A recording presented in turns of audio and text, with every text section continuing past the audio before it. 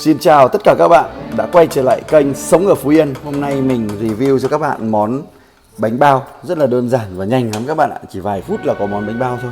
Cái thời gian đợi bột nó nở thì lâu thôi, chứ còn để mà làm nó nhanh lắm, rất là nhanh. Hôm nay mình sử dụng cái bột trộn sẵn là bột Miko. Ở chỗ mình thì có bán cái loại này thì mình mua cái loại này các bạn ạ. Các bạn có thể mua cái loại khác như là tùy ý nhé. Đây là bột bánh bao Miko.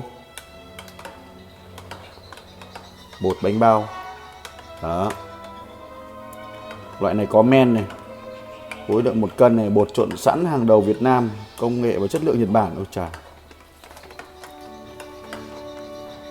cái này là 1 cân bột các bạn ạ. Tươi quá. Mình có một cái nhược điểm là sờ tay vào cái bột này hoặc là vào cái cát là chân cứ run chân cảm giác nó rất là khó chịu. Ở đây là cái nước gì đấy? Men. Đây là cái men này. Men khô. Trong cái bột này có sẵn men à? Ở đấy các bạn ạ. Cái men này mình pha tỷ lệ nước như đó.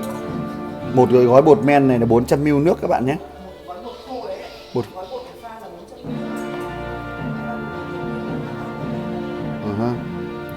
một cái gói bột đây này, 1 cân đúng không? Là các bạn cho mình 400ml nước vào cái men này này. Thế xong rồi các bạn trộn đều lên. Thế là xong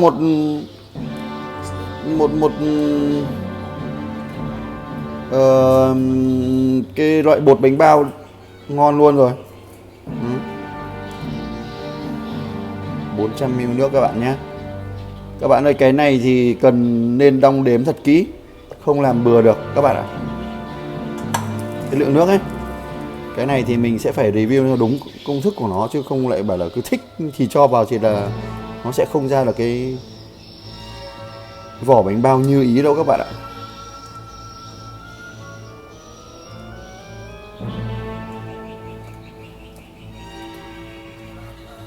Cái này nó cũng không quá là cao sang gì lắm. Thế nhưng mà ở chỗ mình đang ở Phú Yên này, đi tìm một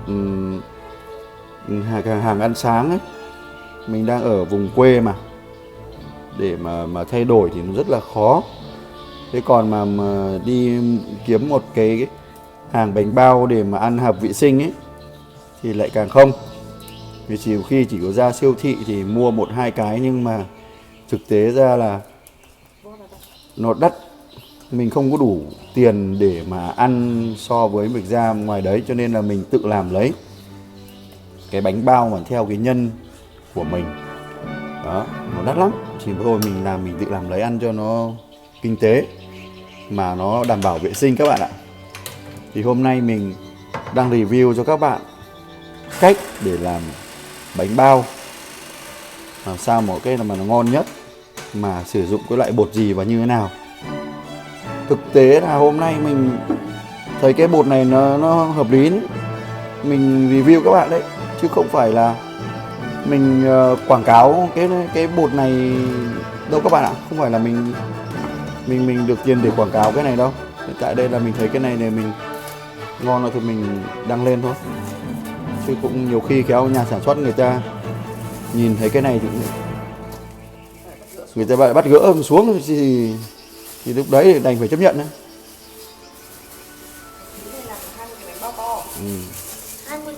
Một cái này là 20 cái bánh bao to các bạn nhé. To luôn ấy. Mà mình ăn thực sự là chỉ một cái đấy là đủ đấy. Nếu bạn nào mà ăn sáng mà ít thì chỉ ăn một cái đấy thôi. Còn thì mình thì ăn cơm, mình ăn nhiều, lao động mà, cho nên là ăn sẽ nhiều hơn. Chai dầu trên này con ơi. Trên này nó dễ hơn, con lấy một cái can to thì không cắt chắc cũng cắt được. Trên đầu này.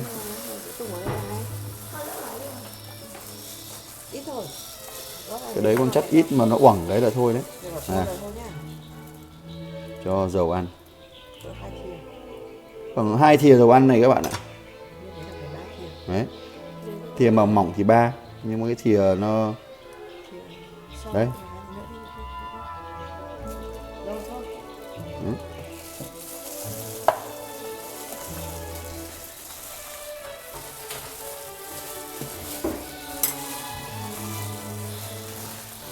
Nói chung là mình rất thích ăn bánh bao. Các bạn nên nhớ là trộn đều cái bánh bao này nhé. Bởi vì là cái khi mà các bạn trộn nó không đều cái bột này, chỗ mà đủ nước thì chỗ không đủ nước cái bánh sẽ sống. Cái bột ấy, nó không được đều mà không được ngon. 20 phút vào.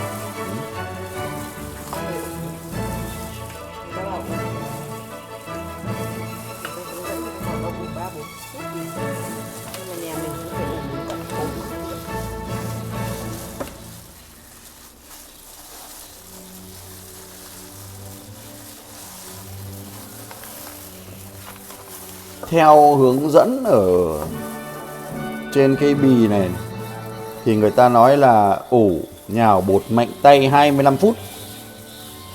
Đó. Đem ủ bánh trong vòng 60 phút.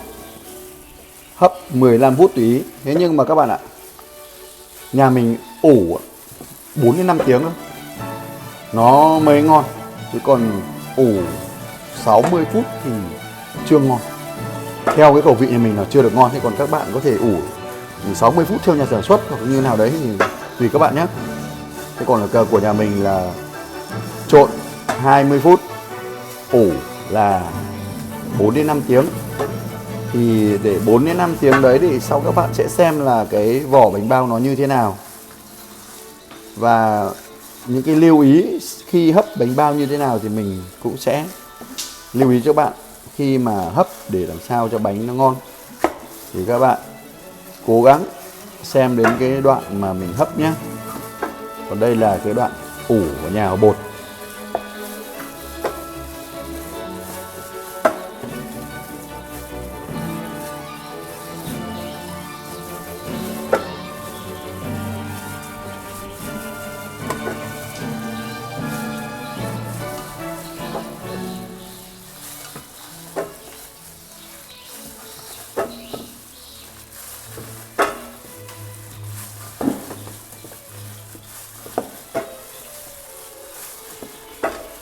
Cái công đoạn mà nhào bột như thế này thì ưu tiên những người yếu, còn người khỏe thì chỉ cầm máy quay thôi.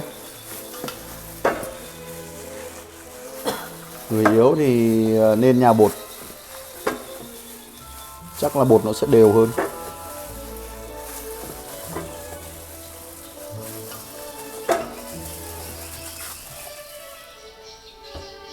Đây là nhân bánh bao các bạn ạ.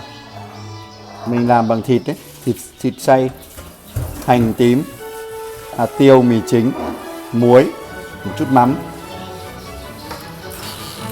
để làm nhân.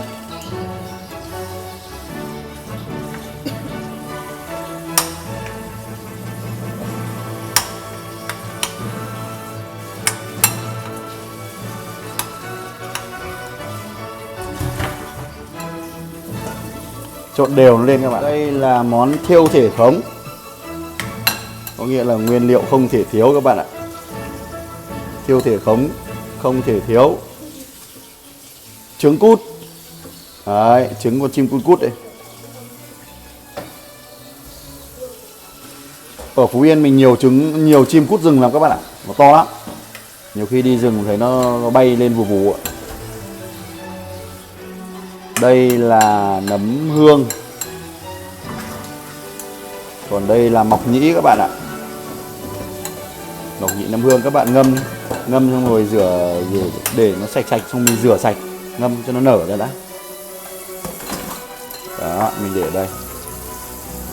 Trứng cút này mà phải luộc lên các bạn nhé. Cái này các bạn cũng sau khi trộn xong các bạn cũng để lại nhé. Chắc cũng phải để nó đều đặn lại, để thời gian nó giống như cái, như mình để ướp càng lâu càng ngon ấy.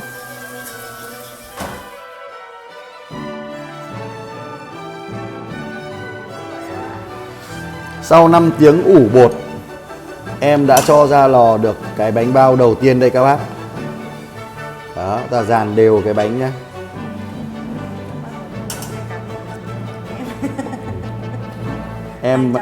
Em bán ngay quê cái này bằng nhôm đặc các bạn. Đấy.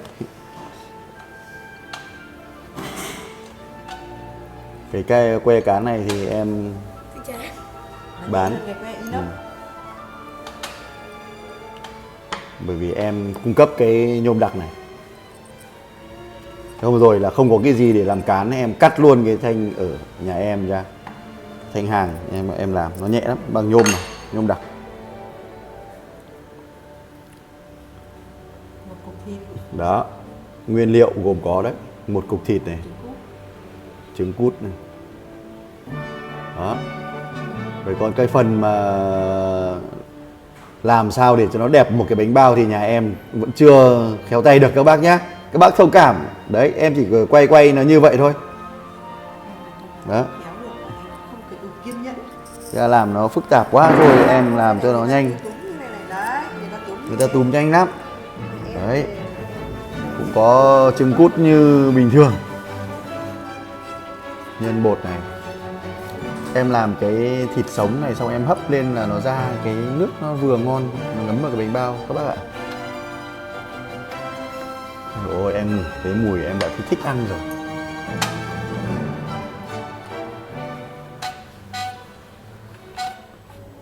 Các bạn cho 2 thìa cái giấm gạo này vào các bạn nhé. Đó. Mình dùng cái giấm của Ajinomoto. Cho các bạn cho giấm gạo vào. Để mục đích để làm gì? Để cho cái bánh nó được trắng các bạn ạ. Khi nước bắt đầu sôi, ta cho bánh vào. Ta cho bánh lên sừng hấp. Đó. Bình tĩnh. Hết sức bình tĩnh. Để mà làm được cái bánh này ngon ấy là các bạn cho nhỏ lửa các bạn nhé. Các bạn đừng có đun to quá. Đó, các bạn đừng đun to quá. Đây là mình phải cho nó bớt xuống này. Bớt xuống này. Đó, khi nó sôi rồi mà các bạn sau đó bạn đậy vung lại cho mình. Bởi vì là nếu mà ta hấp cái này bằng nhiệt độ cao quá, bằng nó mạnh quá thì cái bánh này nó sẽ tự nở cái vỏ của nó ra các bạn. Đó, nó sôi lên rồi đấy. Để mình đậy vung lại các bạn nhé. Nói một hồi cuối cùng quên mất là chưa bấm về nút quay phim các bạn ạ. Đây mình mở vào hơi nhiều. Cái này mình để thời gian là 25 phút ở cái nhiệt độ bình thường các bạn ạ. Các bạn lưu ý cho mình. Trước kia mình cũng đã làm thì mình mấy lần mình mới để ý rằng là nếu như mình đặt cái nhiệt độ nó to quá, mình sợ ở trong nhân nó không chín ấy, mình để nó to luôn từ đầu thì cái vỏ bánh nó lại nứt tét ra, nó nứt bung ra, nó không mịn các bạn ạ. Nó không mịn được giống như những cái bánh bao mà mình thường thấy ở ngoài. Thế thì mình thấy là nếu mà để mà hấp nó vừa lửa, nhiệt độ vừa phải thì cái mặt của bánh bao nó sẽ mịn hơn. Rồi, để một chút nữa chúng ta sẽ xem nó như thế nào. Cô bác anh chị ơi, nhà cháu đã làm xong rồi đây. Sau 25 phút hấp. Đây, ăn cái này nó nở này. Đấy. Trời ơi. Ngon quá, ngon quá. Con để tạm xuống. Khỏi cần đi, đây luôn đi, khỏi cần địa nhiều đâu. Thì nóng thì bốc bừa ra như này. Ôi trời ơi, bừa ra. Ôi trời trời.